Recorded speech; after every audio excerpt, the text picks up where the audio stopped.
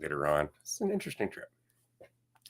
And here we are for an episode of Dualistic Unity Raw directly after our Netherlands retreat and a short trip to Paris for me and my family. That was a lot of fun. Oh my God, there's so much history. There's so many cool things that I got to go and see because, of course, I'm all about the history, and the big picture of humanity's journey in France is a sizable chunk of that picture for at least our current written history. So that was a lot of fun. I wanted to start this off because there's, I guess, this question that sometimes hangs in the air in terms of what is it that we're doing here at Dualistic Unity.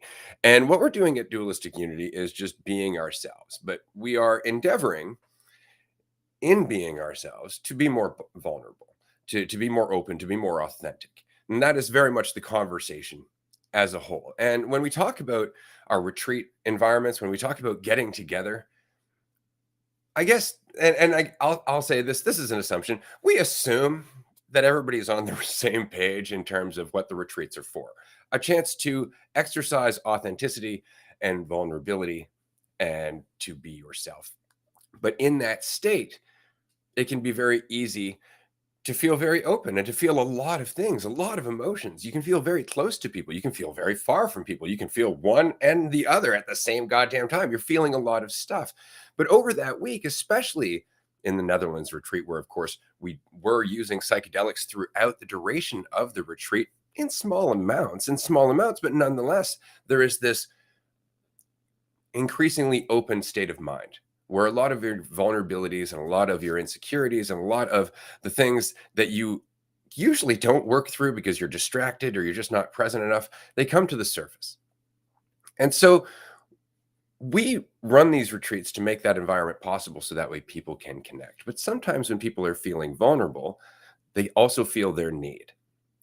And they can gravitate towards other people and try to satisfy that need or even manipulate that other person's needs unconsciously just because they are feeling so vulnerable. They are looking for that person to reach out to and to hold. And what I was so happy about at this retreat was that there were so many people who were able to do that with respect and as adults and with a certain degree of space for one another. There was no underlying intent other than to be there for one another. But that isn't always the case. Sometimes, again, that underlying need, that feeling of lack where you want to be validated, where you want to feel like you are more, and sometimes you want to feel more in terms of how you appear physically or in terms of your sexual attractiveness or anything like that. That stuff might pop up, but it's very much as if we were all to go out for a night of drinking and relaxation as friends together. And then one of us were to get super drunk and another one were to get super drunk. And in that state, decide to go and do something that they wouldn't do otherwise because of that state of vulnerability. We're all adults. And so to me, I assume I would not have to explain that if you were super drunk or somebody else is super drunk, that you likely would not try to pursue anything in those moments.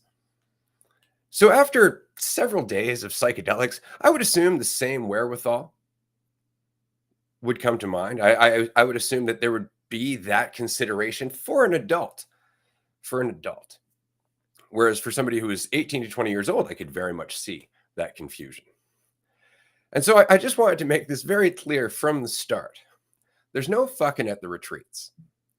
I just want to put that out there. And it's just because we are there to work on ourselves. If you meet somebody at a retreat and you feel that connection, great. Pursue that after the retreat when we're not there with the deliberate intent of working on ourselves. Schedule an Airbnb, make a Zoom call, whatever it is you got to do, right? But remember, the retreats themselves are very much there for a reason and a purpose, and that's why we go there. And we know that. And it's not the purpose of self-improvement and healing and all that stuff, though that is a part of it. You can use that language if you'd like to, but it is the purpose of being yourself without pulling and pushing from anybody else's need. And so I just wanted to address that very quickly. And I understand in that state of vulnerability, it's very difficult. It can be very difficult to do this.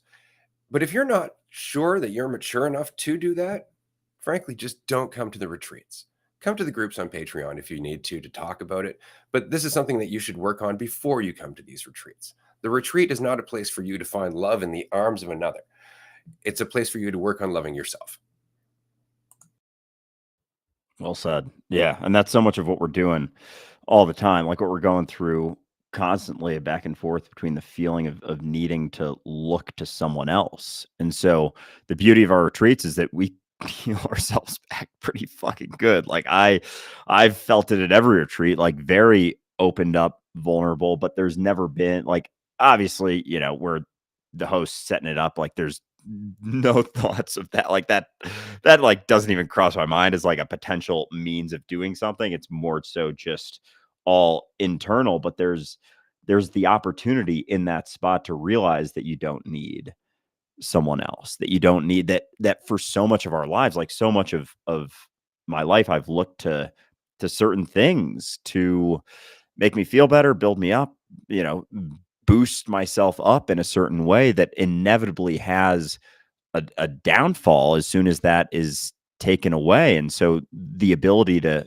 be able to stand on your own and do it yourself and find that in yourself is what as Ray said, like what these are all about. And so as soon as that then in that spot of like such deep openness and vulnerability, as soon as it's looked to or pinned on someone else, or there's the habitual tendency to run to someone else or validate or look to someone else for the right way to act or confirmation of maybe a way that you're feeling about yourself, or even the unwillingness to sit in a discomfort, the way you're seeing yourself, it's like, oh shit, there's a lot being worked through, and just the willingness to sit in that is, I don't want to use the word progress, but in a sense, progress in a way, because you're willing to just look at it and see that, oh, maybe this doesn't have the weight that I thought that it did. But as soon as it's you're sitting in that spot of vulnerability of feeling like, okay, this is typically when I would gravitate towards someone else, when I would reach for that need, when I would reach for that distraction, and then you don't, like, that changes everything. And that's the opportunity at these retreats, is just to sit in it. And we've talked before, like, the retreats, they're an incredible spot. And when you look at it, like, on the surface, see pictures, the houses are always beautiful. They're in incredible locations. There's so much to do. There's so many awesome people, but there's going to be things that come up, like, every time, every retreat. Like, for anyone who's been there knows, like, I go through shit on these retreats, and Ray goes through shit on these retreats. Everyone goes through shit on these retreats, but it's the ability to have a spot where you can go through that shit, because almost everywhere else that you go, you look, you turn, there's some means of something to grab onto, some distraction, someone telling you the right way to be, like the right way to live, the correct way to live. And that's almost like, oh my God, recently I've been, and we've talked about this plenty, like the right way, the correct way to live. Like, there isn't one.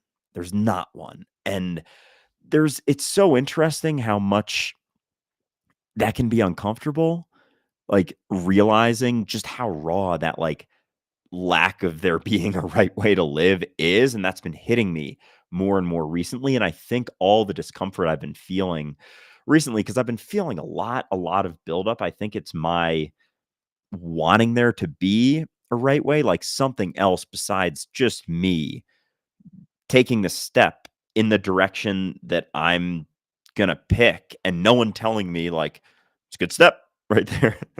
Good job stepping there.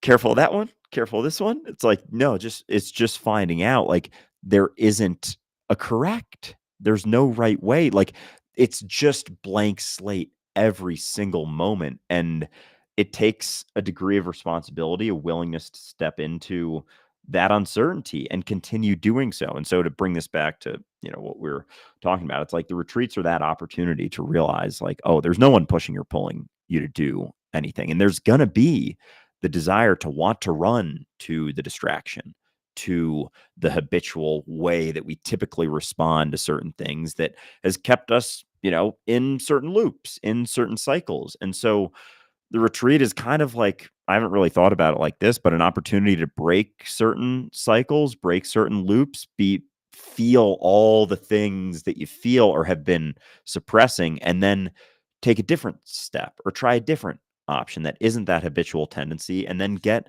a different response. And so, again, there's no right or wrong, but there is a sensitivity, and especially in spots of vulnerability. It's the same reason that we have certain thoughts about, 18, very hard and fast age in a lot of places, because there's so much vulnerability leading up to that spot, and mushrooms kind of put you back in that spot. And so, with the retreats, it's just an opportunity to, shift things and see things differently, but being willing to remain in that spot and not jump to things is what takes a change. And I just wanted to give a quick shout out to everyone in the chat. So many people from the Netherlands retreat watching right now. It is fucking good to be back chatting and great to see all of you. You know, that's a really interesting point because it's not just under psychedelics. I would say this right now. Anytime that you are under the influence, anytime that you're under a lot of stress, anytime that you're exhausted, you are in a state of vulnerability. That's what we're really practicing is the ability to be vulnerable and maintain awareness through it. That's what this is really all about.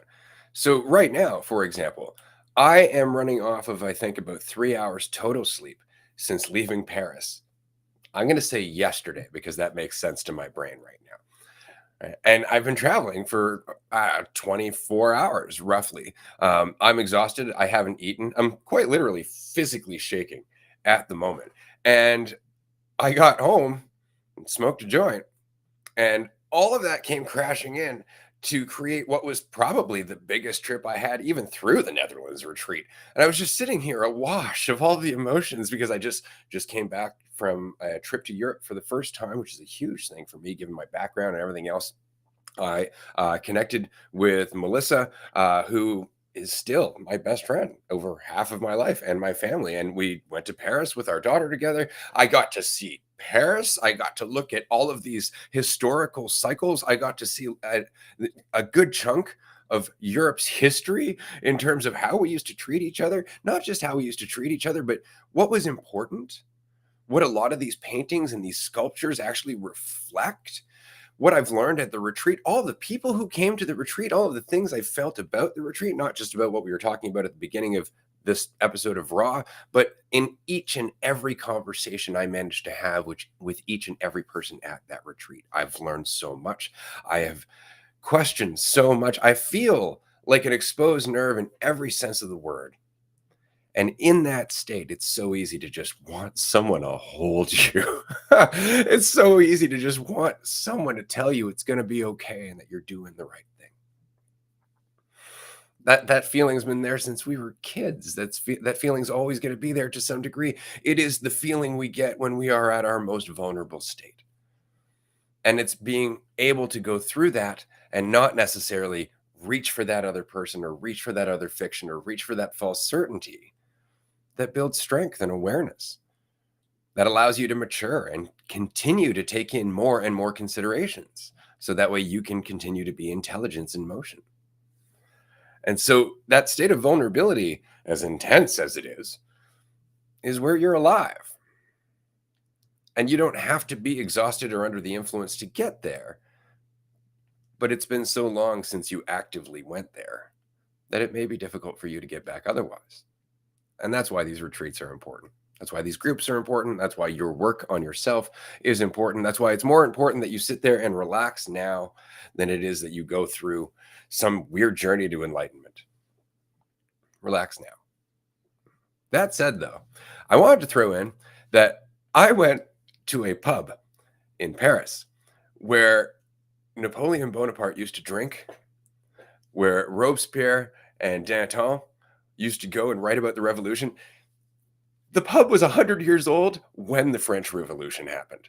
So I just wanted to give a shout out to Le Procope, which was a fantastic restaurant. I was very grateful that they managed to get us in. This was another miraculous thing because you know me, I just wing it. I'm like, fucking no, we're just going to go and figure out if it works. Well, apparently you need a reservation at this place.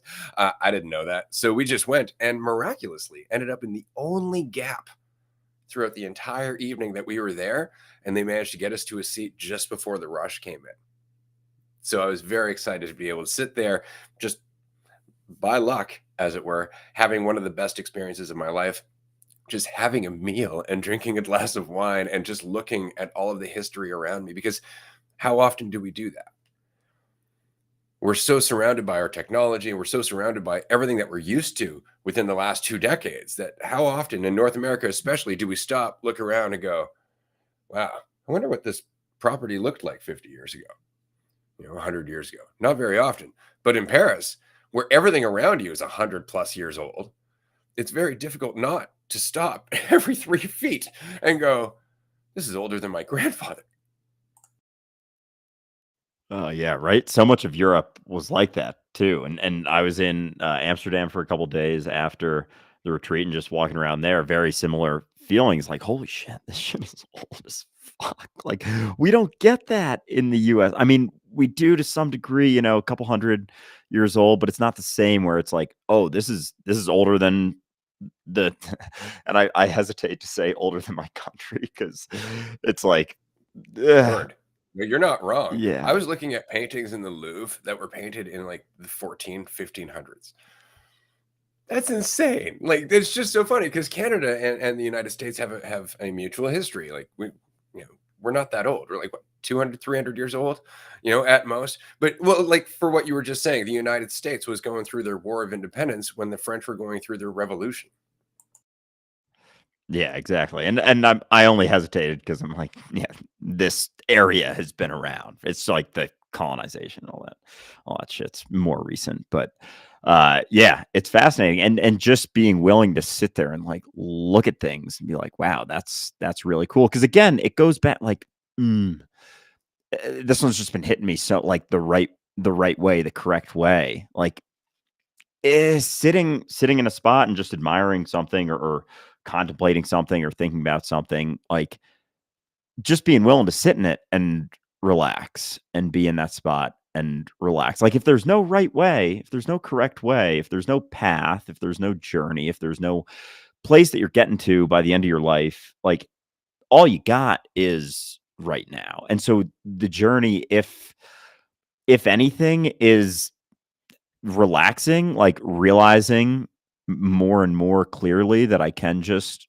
relax right now, but part of that is losing that sense of being on the correct path, being on the correct journey, or living correctly, doing the right thing, and if there's both, like, if there's the recognition that there isn't, but the desire for there to still be something, like, it can be jarring and uncomfortable and, like, kinda weird and, like, feel kinda weird 'cause you can still, but then it's like anything you do, it comes down to sensitivity, of course, and responsibility and whatnot, but it's still, like, allowing yourself to find out what that means, I think, and so often I can supersede thoughts about things, and it, like, handcuffs me, buckles me, and just, like, freezes me instead of just continuing on and being like, "Okay, there's shit I learned there," and I feel like I've said it so many times, like, that feeling of,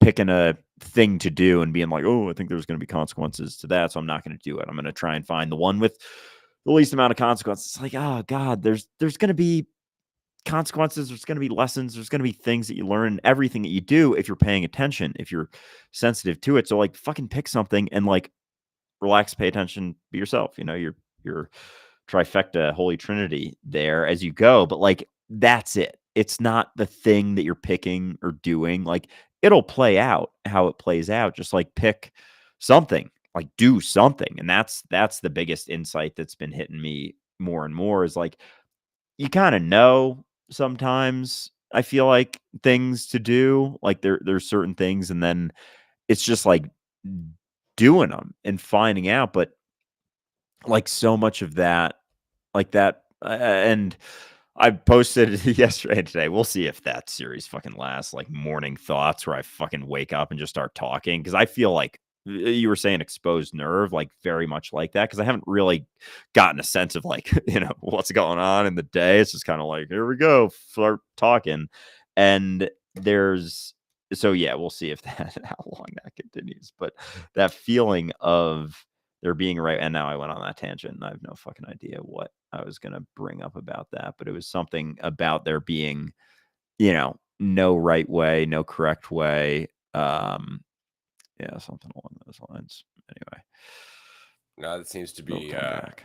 what we're discussing today, because that's very much the underlying feeling. Like I said, a wash of all of these considerations this morning. It's not like I don't have this tendency to want to judge how I'm doing, right? But as you said, relax, pay attention, be yourself. And it's funny, we say these things like, you just need to get that, is what the assumption is, but it's not that. It's practicing that. It really is practicing it as you're walking through a storm. It's not this idea of like, oh, there's a storm happening, I need to get to shelter. Right? That's not what this is. It's like, oh, there's a storm happening, I need to relax through it. And that's what we're talking about. That's the practice, right? And it's difficult when you think there is a right way, because then you might not be living up to it. And when you look forward and you see this massive question mark in terms of what's going to happen, where do I go, you just you kind of do want to just buckle underneath it, because you're looking at all of the things that could be in that question mark, and you don't know. And that is what I tend to fall back to amid all of that stuff that I was going through earlier. I'm still going through it. The underlying message was, right, but I don't know. And I haven't known. I did not know that I would one day be doing a podcast. I had no idea I would ever see Paris, right? I had no idea that I would be in a state of mind where I can enjoy my life and the people I talk to as much as I do.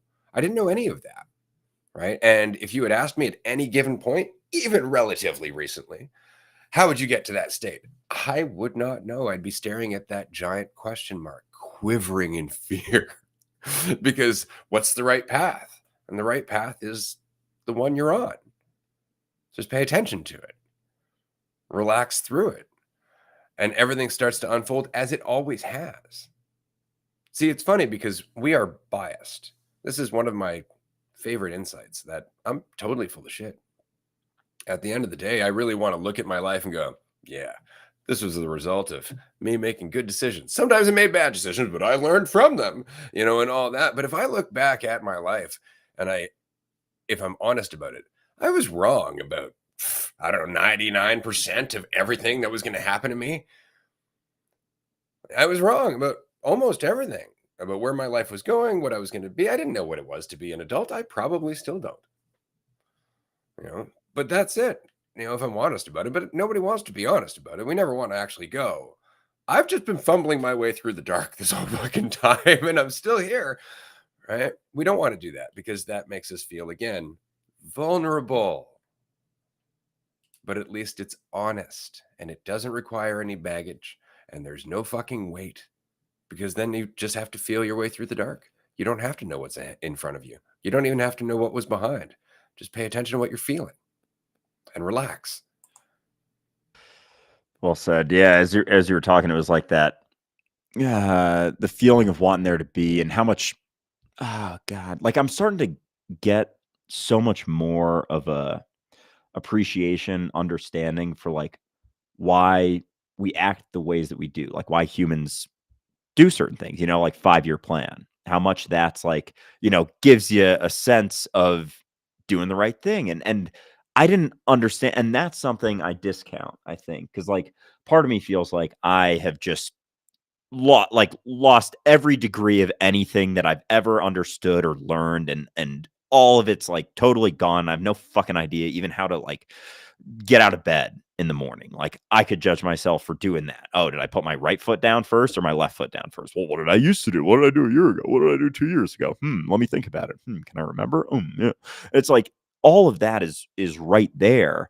And that feeling is so like intense and raw, and just the inability to know what's next. And so that feel and so anyway, I feel like recently, as much as I fixate on one perspective, like I don't even know how to fucking like talk to someone. Like I've forgotten entirely how to like interact in a way, and yet here I am, like we're doing a fucking live podcast, and like there was a point in my life where I got like 30 people on this live stream on my phone over here, where I'd be like just just overwhelmed with so much fear and anxiety that there would be no way that I would show up to this. Like, oh, you want me to get on and like fucking live stream and just talk about whatever comes up, like without having an outline or direction?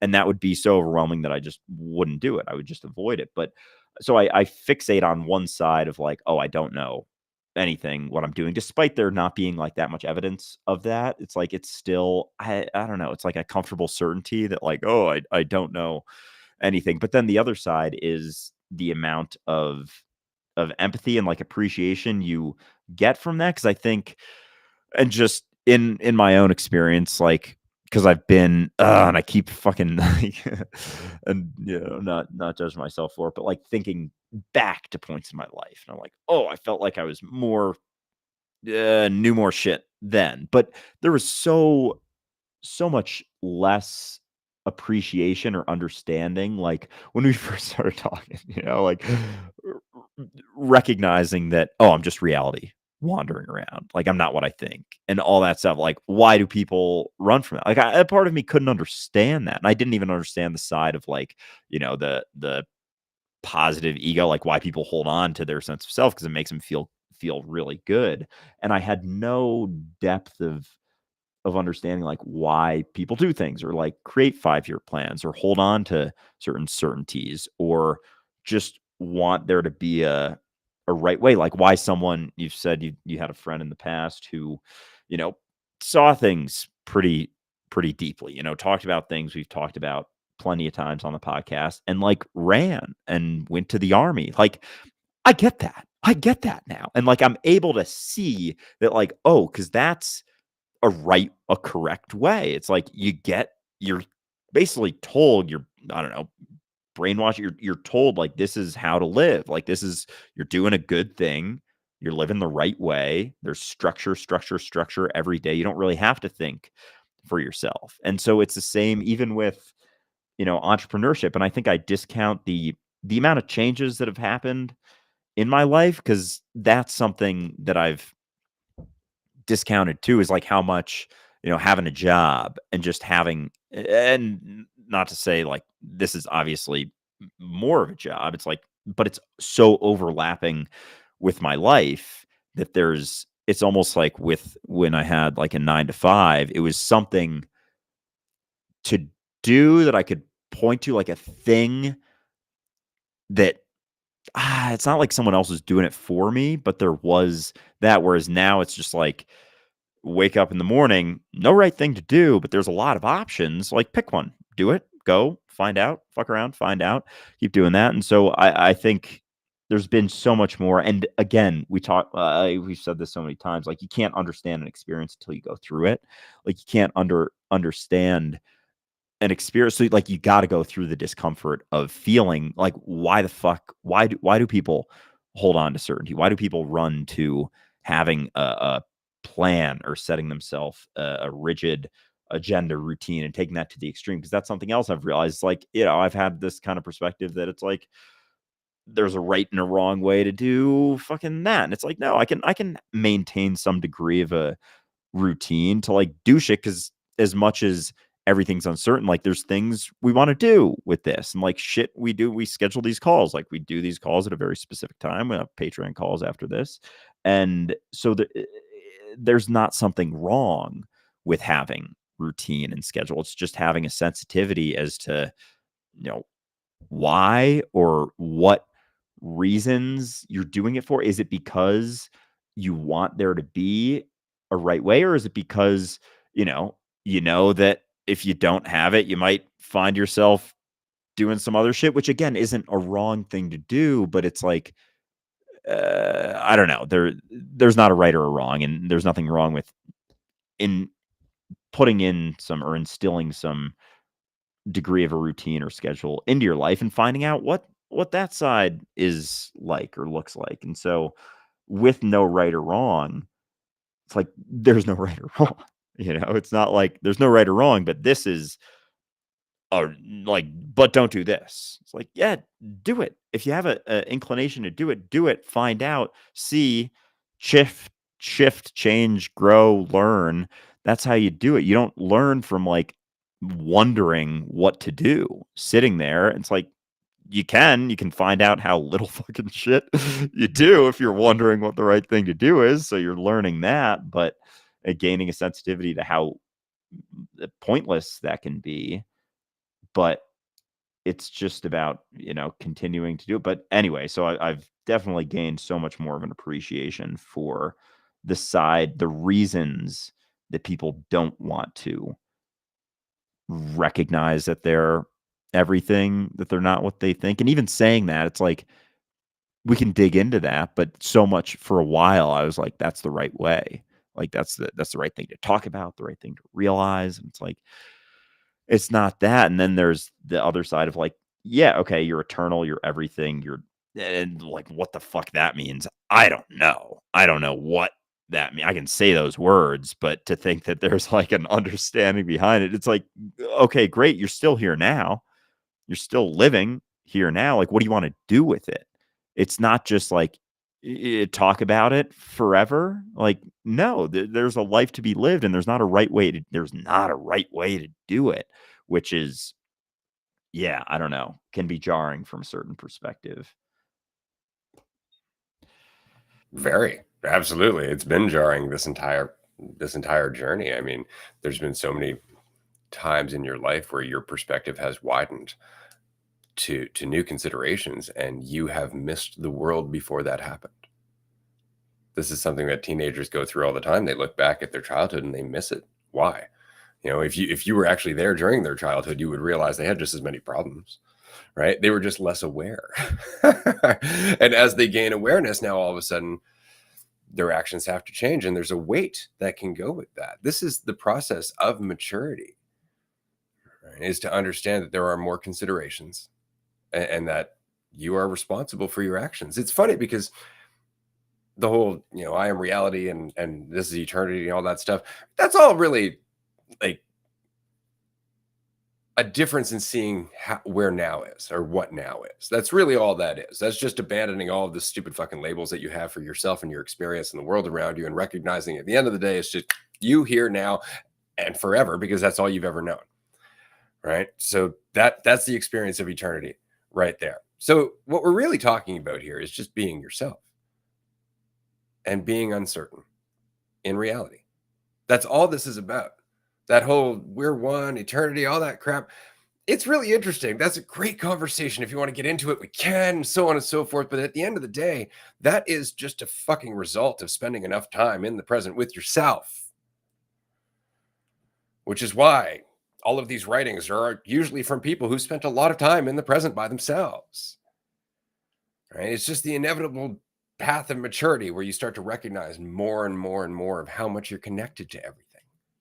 So much so that there is no you disconnected from it.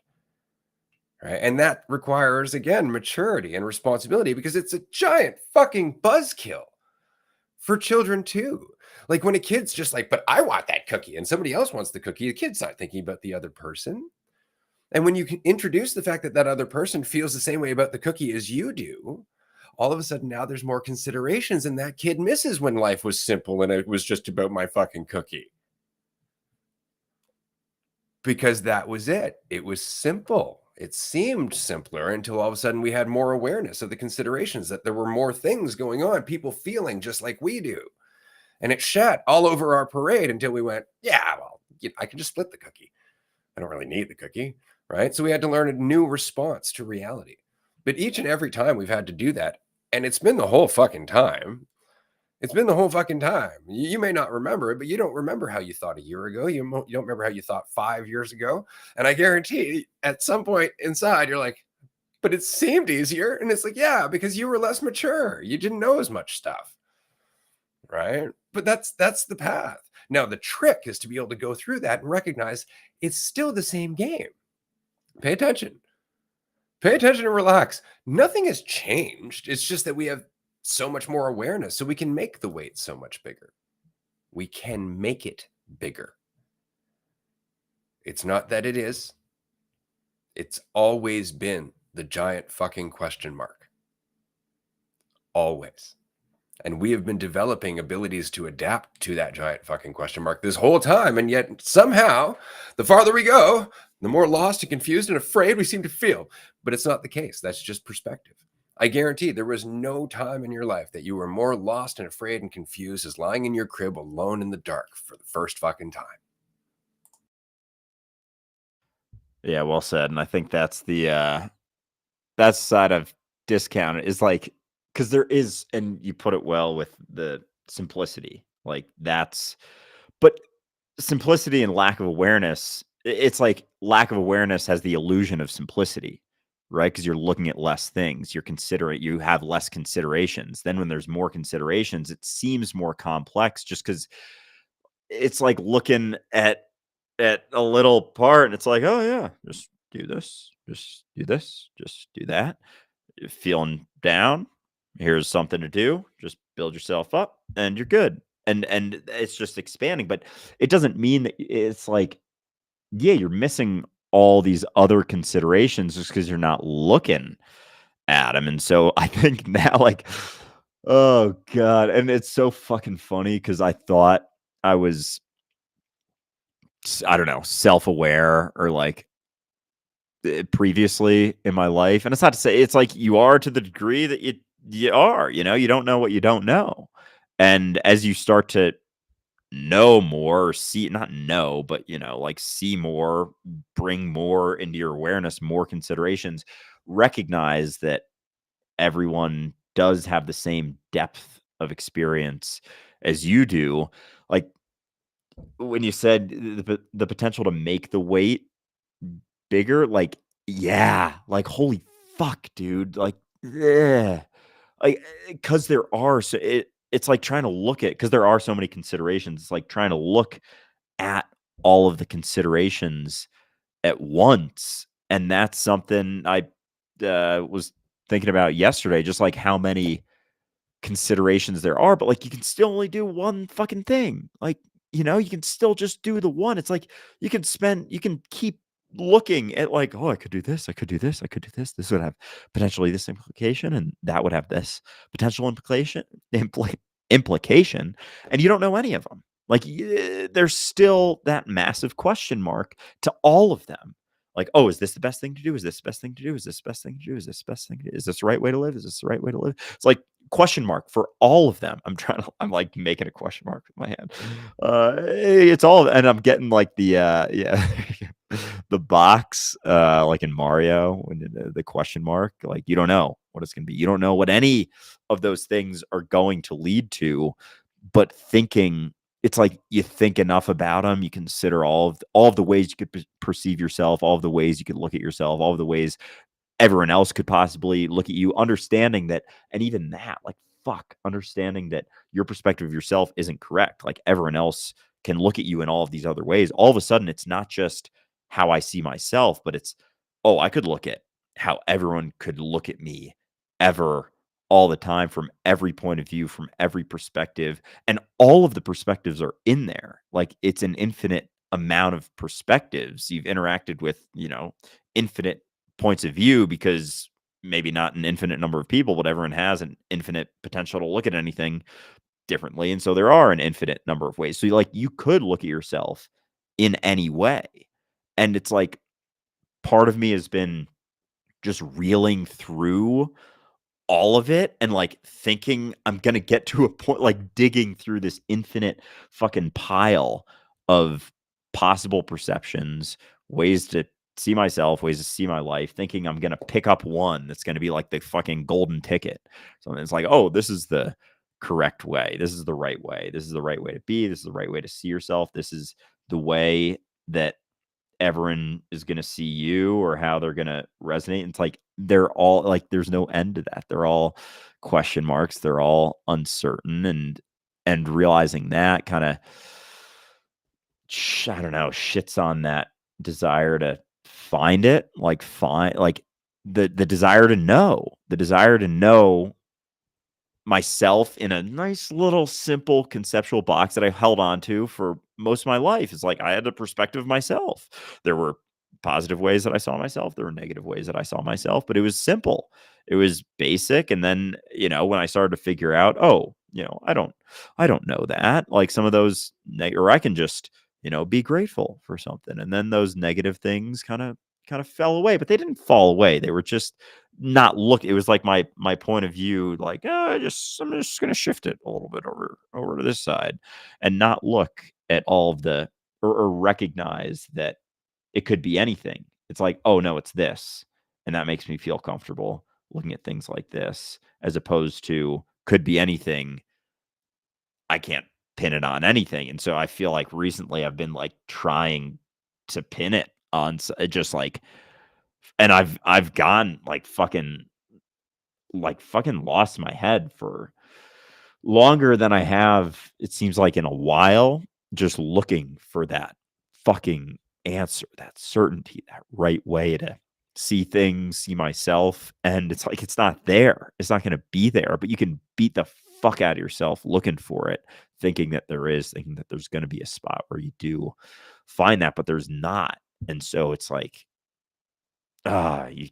you don't have to, but you kind of, I don't know, part of it's like you go through it to realize that you don't have to. Like you are willing to realize, okay, if that's not the case, then I don't know. But then there's the illusion that, no, but maybe another one's the right way. It's like, no, it's not that.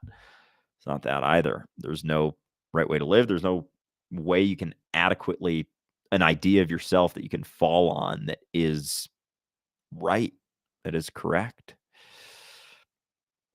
No, no, but you know the difference between closing your eyes and opening them. It's not that one is better or right, but there are differences between walking around with your eyes closed and walking around with your eyes open. And that's what we're talking about. That is the path of growing up from a child into an adult, is becoming more aware of continuing to open your eye. And Andrew, for you specifically, and I know a lot of the people who are listening to this episode right now in the live stream and otherwise, you question things all the time. All of this false certainty that you've relied on about your idea of yourself and your idea of others, your idea of what life is, all that stuff, you willingly question it. That's what this podcast and conversation has always been. And in doing so, what you're basically doing is you're like, well, I've developed this tool. I'm going to question this tool. Holy shit, there's two other tools that could come from that. Right. And then you wonder why there are suddenly so many fucking tools. And that's really what the weight is. Like, oh my God, there's so many things I can consider now. And yeah, that's great. That's awesome. The question is, can you relax through it? Right? Because you can't stop the flow of change. You cannot stop the fact that you are growing. You can slow it down. You can slow it down by holding on to false certainty and resisting every step of the way, giving into your fear. Or you can just let it happen, which is, it begins as the process of questioning false certainty, of letting go of those handholds that stopped you from sliding down the river of change, as it were. But eventually it's just not making the assumptions anymore. Right. And that's the practice. And that's when change is just what it is. Right. But it takes a while to get used to the current, because we're so used to slowing it down. And we're like, oh, it was simple when it was slow. It's like, right, until it was kicking the shit out of you. Right? That's the whole thing. It's like, oh, things were easier back then, were they? Because if they were, you wouldn't have been looking for those positive affirmations. Right? And the problem is, and this is what I mean by change is ongoing. If you have a bunch of negative things that you're focused on, you're like, well, I'm going to switch that over to the positive. That's great. That's going to work. Your bubble's going to maintain the size that it is for a little bit until you go all the way to the other side. And then you're going to go right back to the other side. And every time your world's going to continue to expand. Every time you go deeper into the fear, you become more aware of the other side of joy that might be possible. Every time you go farther into the joy, you become more aware of the fear that might be possible. Your world will always continue to expand because you are growth. You are change. Right? But it's the resistance to that. And that resistance largely comes from this misunderstanding about what life is all about. We really make it about certainty, about getting to some answer, instead of understanding that life is the ongoing experience of living. And that might sound really kind of simple and direct. Life is the ongoing experience of living. It's like, no shit. But we don't look at it that way because it's daunting. And frankly, a lot of our world is run by people who have been holding on to the edges, slowing down change, because that's the only way that they can maintain some selfishness. It's the only way they can maintain the focus on the cookie without getting awareness of the other person, is to slow down that change, to blame that other person. Well, they want my cookie. They're from a different place. They have different ideals. Therefore the cookies should be mine. And this is how we stop growing. We just stop ourselves from empathizing, taking in more considerations that would shit on the party for us and stop us from being so selfish. But what's funny about that, kind of goes full circle, is that the process of you questioning yourself and your false certainty and opening up to the recognition that other people feel shit too is the dawning of the awareness that we're all one. Because the more you're willing to be that vulnerable, the more you're willing to be that open, the more you see yourself in others. And it's not the conceptual you, it's the reality. And this is what I mean. All of that stuff is just language for what remains when you're not firmly thinking about your own stupid shit. That's really it. When you're not caught up in this idea of yourself, there is this growing recognition that you are everything. But you can't go into it going, I'm everything, because you have an idea of that. This is really just about living, being life. And as you are life, recognizing what that means. But we always just want to settle on an answer and hold on to the edge and go, now I know. I don't have to follow this river anymore. I don't like where it goes. Sometimes it goes in places I don't expect. It's a giant question mark. Right? But we know what happens when we resist change. That's the suffering that we've been talking about. That's very much what they're talking about in Buddhism, right? Or Sufism or any of that. We know what happens when we hold on to the selfishness, to what we want. It cuts us off from everything else. And that's where a lot of our suffering comes from. Yeah, and it's really fucking hard to recognize. Like, it's so interesting how, if you're focused on yourself and how you're feeling and what you're going through, like, it's really hard to realize that someone else might be going through that. And it sounds like the most selfish fucking shitty thing to say, right? Like, I can't see if I'm focused on myself, how I'm feeling, what I'm doing, then I can't see that someone else might be going through the same exact thing. And there's almost like, oh, fuck, there's like a weird resistance to admitting that people go through just as much, if not oftentimes deeper shit than you do, like fear and like overwhelming shit. Like, everyone's going through that, but like the way that things are structured right now, it's always just, how am I feeling? How am I doing? And do this to feel better, do this to build yourself up, do this, do that. And it's so easy to, oh man, and to like avoid and not look at certain things and just ways like even recently I've been talking with, or I was having a conversation with someone who knows someone who has like just filthy, filthy rich, like billions of dollars, and they have like their, you know, car collection and stuff. And I'm like, I'm so much better about not being like a fucking aggressive, like, why does someone need that? Because it's like, well, they like it and that's what they do and that's what they want to spend their money on. And it's like, as soon as you're like, yeah, but they could, they could help a lot of people with that money. Like, well, they, donate to charity or they do things with it. Like, it's so easy to just focus on yourself. And it's like, oh, it's almost wild how easy it's gotten to glaze over that. And like, it's almost jarring because like most of my life, and I think I discount how much like I grew up in a bubble, like I've learned so much in the last uh We all did. by the way. I just wanted to mention we've all grown up in bubbles, and those bubbles have continued to expand throughout our entire lives. But we've all grown up in bubbles. This is the thing. Some of us, think our bubble is smaller than other people's bubbles, but just like pain, that's all relative. Like there's no way to compare it, I guess is what I'm saying. And I can understand why you could think like, well, I grew up in a bubble. Yes and no. I mean, you grew up in an area that had less inconveniences physically, but that doesn't mean that there was less inconveniences otherwise.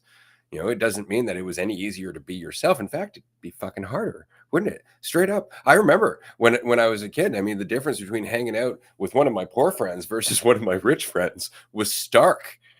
Like, it was stark. My poor friends would be like, "Oh, let's go fucking hang out, fucking do whatever the fuck." And rich friends would be looking for that right way to act, that right way to fit in, that right way to be, because that's the environment that they fucking grew up in.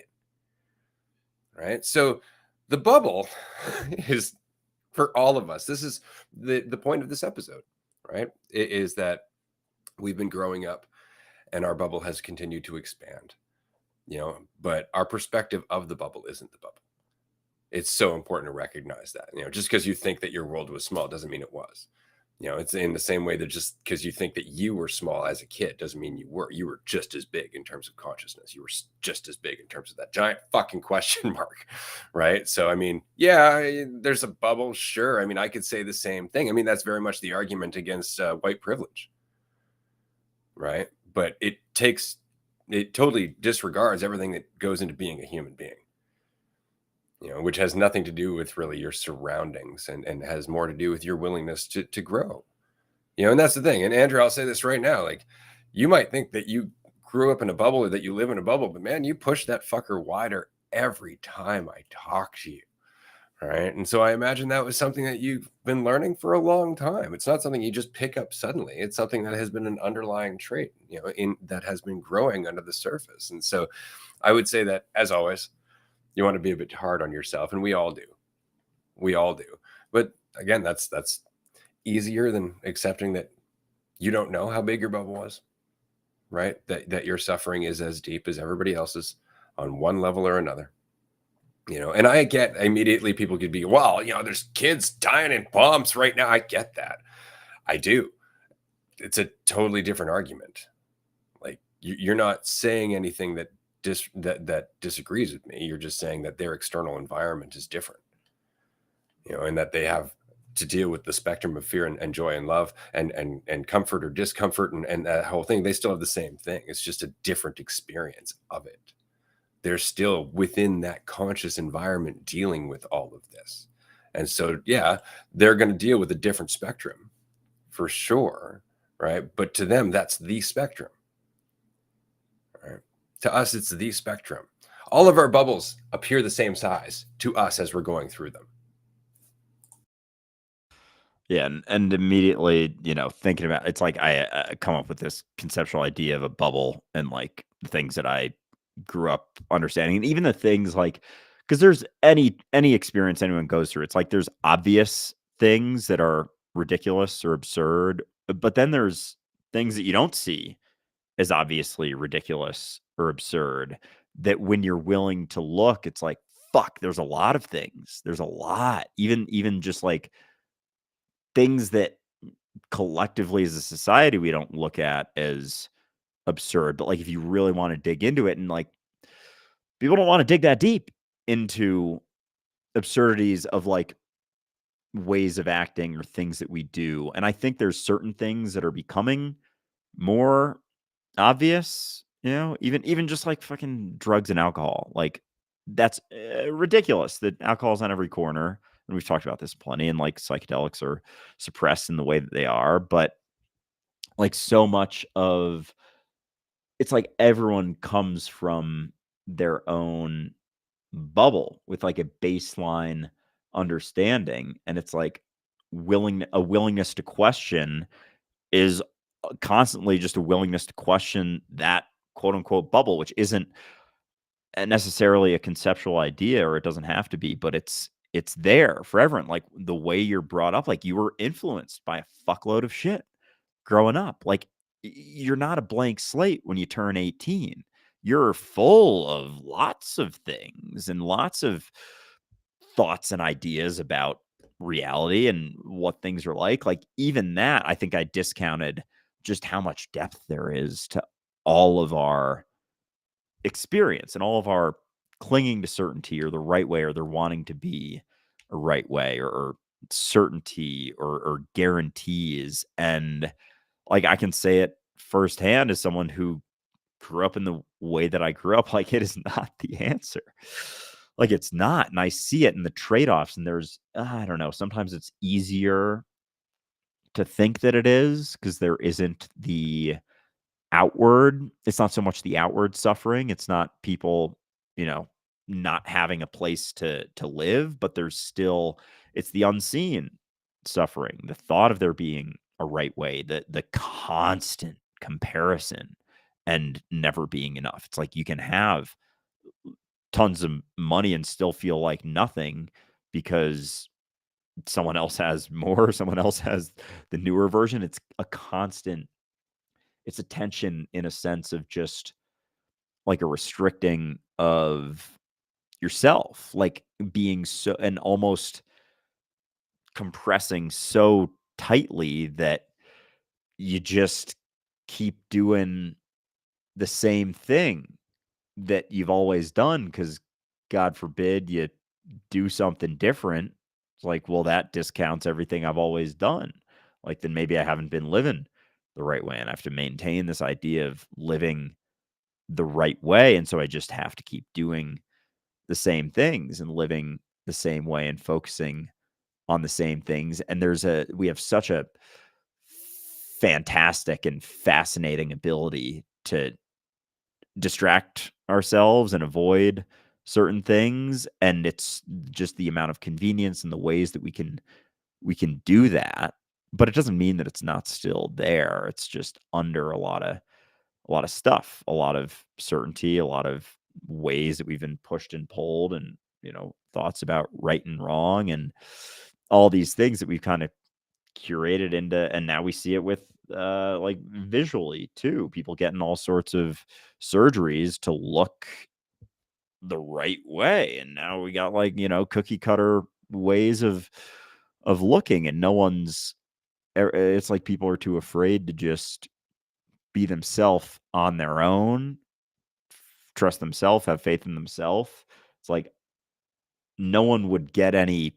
And I'm just running with the fucking surgery, facial surgery, reconstruction shit. Cause like there would be none of that if people weren't looking around, looking at what works. It's like, well, this worked for this person because they got this thing that I believe is the right way to live and exist. And so if I do this, then I'll get that. And like X 1 + 2 = 3.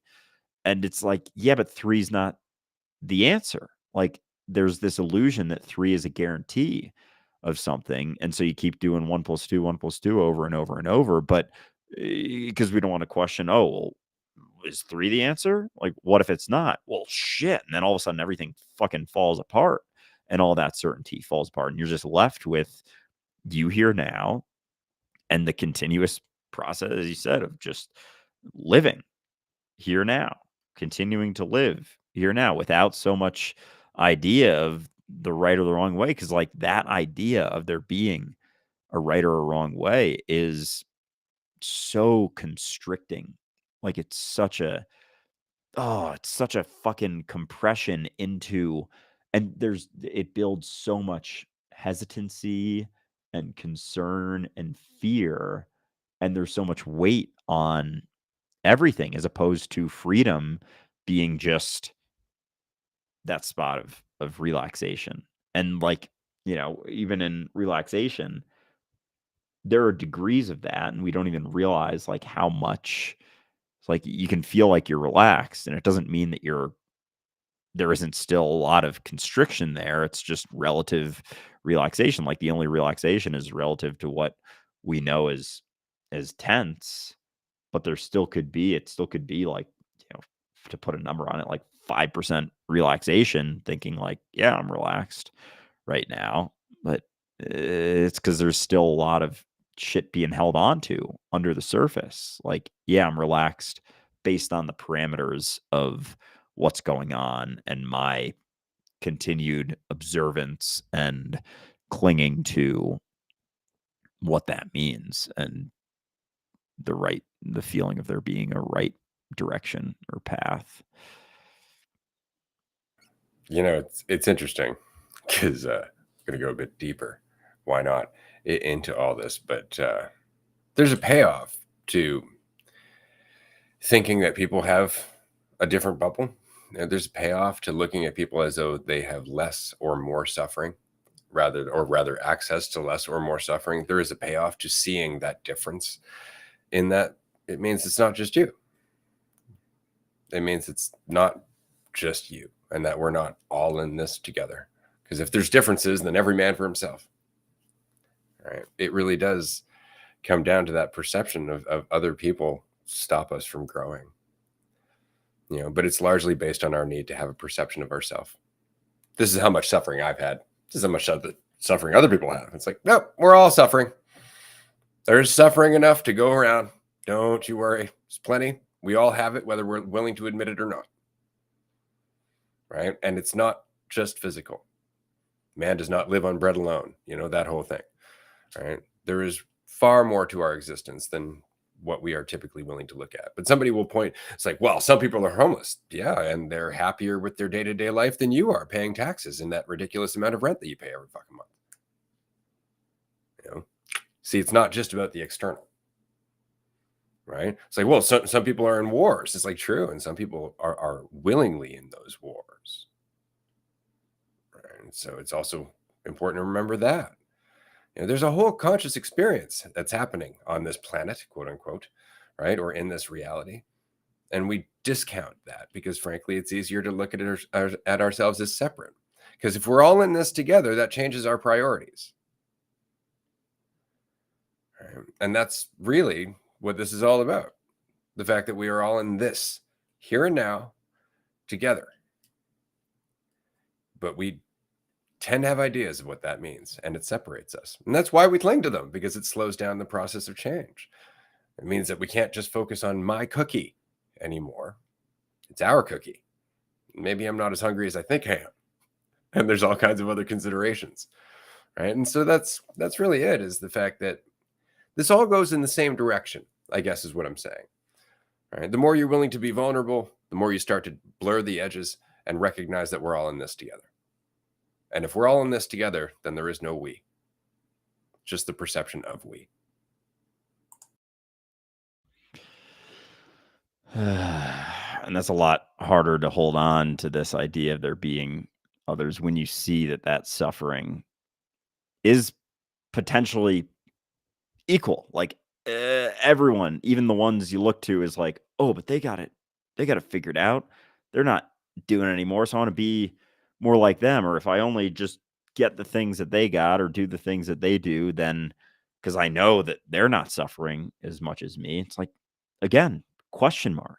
You don't necessarily know or not know, but there's the potential for everyone to be in variations going through the same fucking depth of shit as you in varying ways. And so, like, oh God, we're so quick to demonize one side or the other. People do it on the side of rich people. People do it on the side of, people, oh, they're, not doing as well. They just got to work harder and all that shit. Like, it comes from both sides always. And it's like, okay, hold on. Maybe we don't know.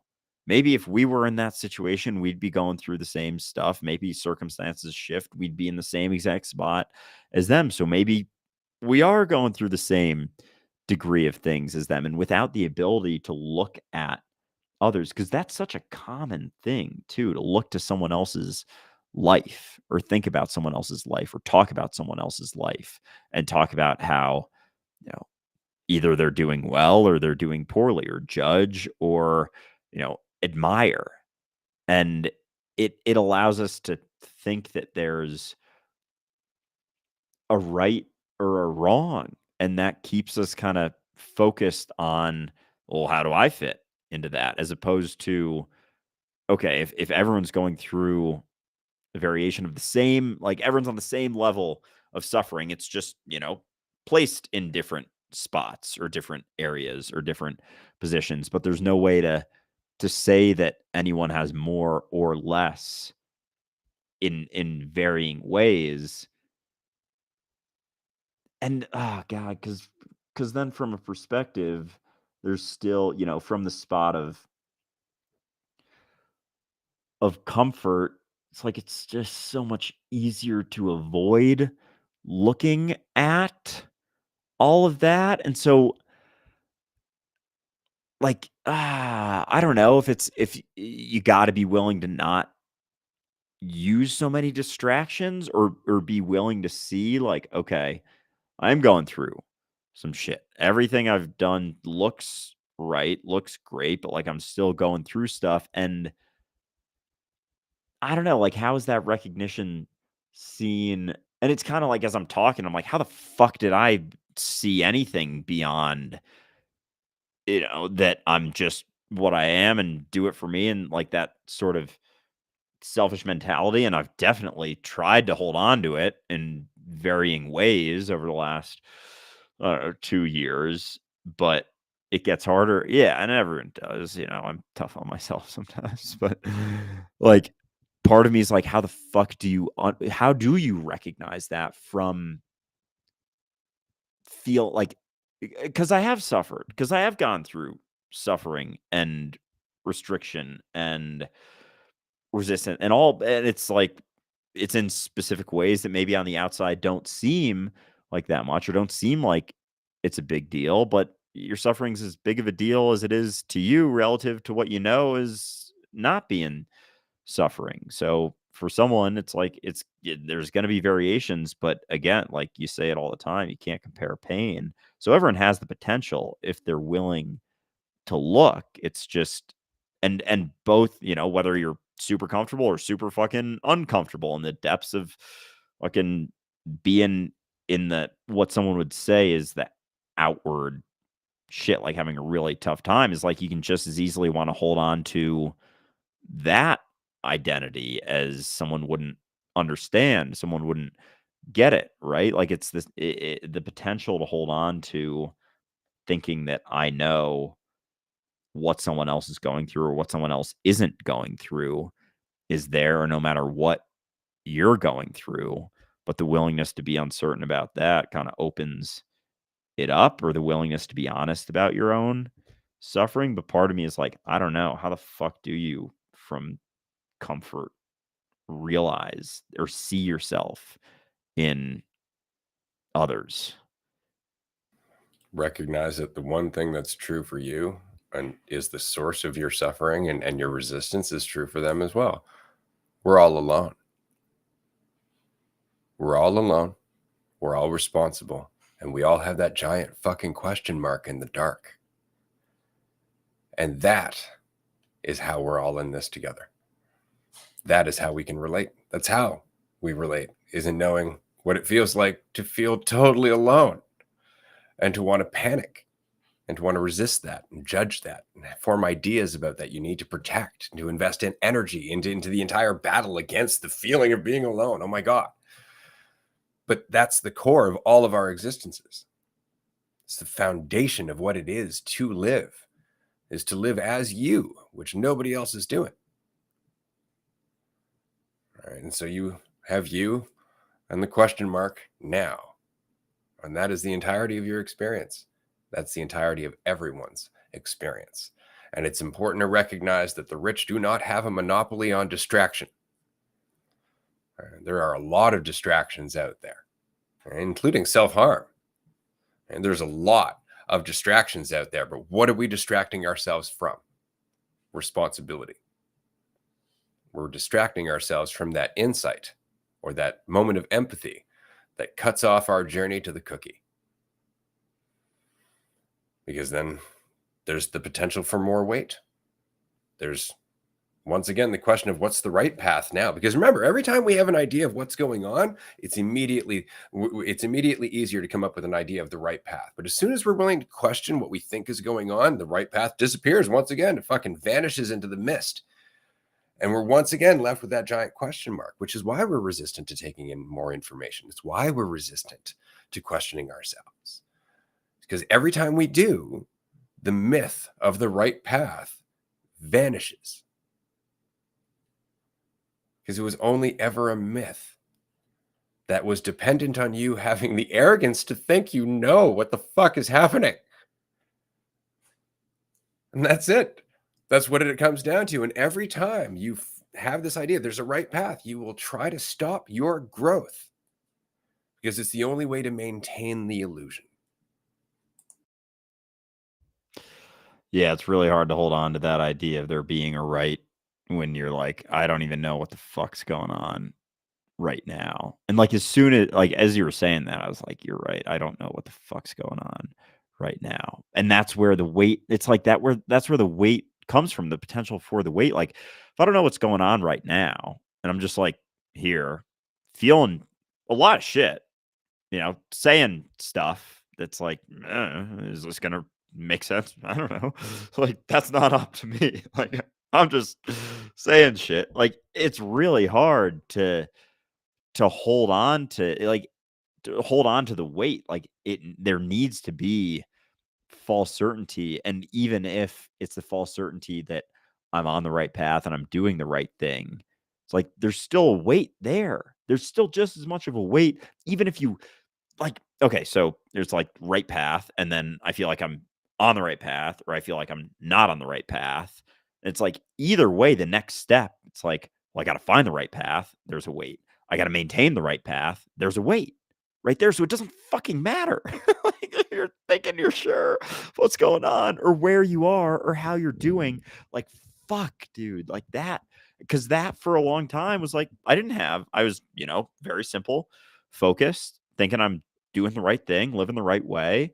And there's still constantly, there's going to be that weight, whether I, think back and like, how did I feel? It's like, yeah, you don't know how you fucking felt 5 years ago. It's like, yeah, I can tell right now, 5 years ago, there was way more. Even 6 months ago, there was way more like underlying hesitation, weight, resistance, feelings of that. Cause as much as it for me feels like there's a lot right now, it's just because I'm like looking or thinking that I'm sure right now that there's a lot and like that I'm sure of what's going on right now. Like that's just kind of it. Like, oh, I've been feeling overwhelmed a lot recently because I'm doing this, and I can come up with a whole, well said explanation as to why I'm going through it. And I have no fucking idea like the whole time. I can talk about what I think is going on in my experience, but I don't fucking know. I don't know what's happening. I don't know where I'm at on some fictitious fucking path or journey. Like, yeah, I know there's because it's right there. It's like the back and the forth, the feeling of volatility. Maybe that's what it feels like, is just the potential for it is like it's always right there if I want to look, but it's also not if I'm not maintaining the certainty so much. There isn't so much like of a constant hum of it. It's like you can look. It's like the fucking what's the one where the guy's leaving the city and he turns around, Sodom and Gomorrah, or is that it? Where he Yep. turns around? Yeah, it's like if you want to look, it's right there, but it's still not the case. It's still not certain, but it's so enticing sometimes. Like it just feels like, oh my god, it feels so, and like the focus on thoughts and like what's going on, trying to find a certainty. Like it can be so enticing. Like, no, you got to look at this. You got to look at this. This is something that has to be focused on or looked at. And then when I'm not, it's like things start making sense and nothing makes sense when I'm looking for like nothing makes any fucking sense. And I'm like, oh, I need to find it, I need to figure it out. I need to, it's like there's no clarity, there's no relaxation, it's all tension. It's like, just find it, figure it out. And then it's like, yeah, but there's nothing there that's going to guarantee anything. So anyway, I know we're almost at time here, but this has been a fun chat. I will say it again. The quote, I would rather reign in hell than serve in heaven, is so appropriate because those are your choices. You can either try and control away change and the question mark, or you can just let go and make the most of where you are, which is you. Where and when you are is the experience of being you. And that's why this is all just about being yourself, not being the idea. and understanding that that's the journey for all of us. For all of us. This has been a fantastic episode of Dualistic Unity Raw. Thank you, everyone, for joining us. We're going to continue on Patreon in about 15 minutes. If you can join us there, we'd love to see you. Otherwise, we'll see you tomorrow for the next episode of Raw. Bye, everyone.